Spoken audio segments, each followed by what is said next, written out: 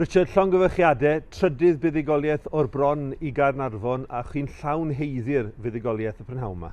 Oedd o'n 100%. O'n i'n meddwl, da ni wedi gadael nhw fewn efo gol rili siomedig i ni. A wedyn, ia, dos o mond un tîm yn ni wedyn, dwi'n teimlo'r hanner cyntaf, dwi'n meddwl gyda ni 70% possession a so ni wedi teimlo'n rili anlwcus i peidio ddod i fewn 1-1 lle ac oedden ni'n gobeithio cael un arall hanner gyntaf.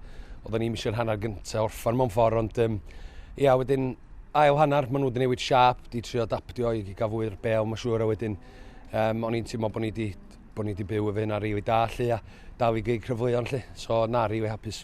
Ryan, prynhawn siomedig, colli gartre am y tro cyntaf y tymor hwn, ond y gwir amdani oedd bod Caernarfon yn heiddio'r 3 phwynt. Fi'n credu, ar ôl y 10 munud gyntaf, lle ni ar top fi'n credu.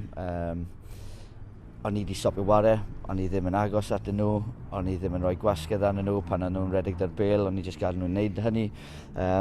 Bod nhw wedi ware'n dda, fi'n jyst yr un mor siomedig yn y ffordd o'n i wedi ware. Oedd rhaid i ni cael geiriau hanner amser, newid y siap chydig bach, a nathon ni huffa puffo ail hanner heb unrhyw quality i fod yn onest, a dyna beth sy'n siom fi mwy nag unrhyw beth arall oedd y cymeriad ni heb ddangos heddi, achos dwi ddim fel ni. Ac dyna pam yn mor siomedig heddi.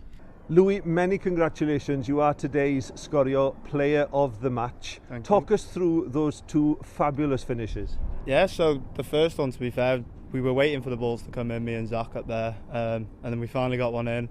I've just peeled off the back and tried to get my head on it, and it's gone in. And then the second one, Zach's done some very good work and got me in the channel, and then just had to finish it 1-on-1. And luckily enough, I've done it for the first time.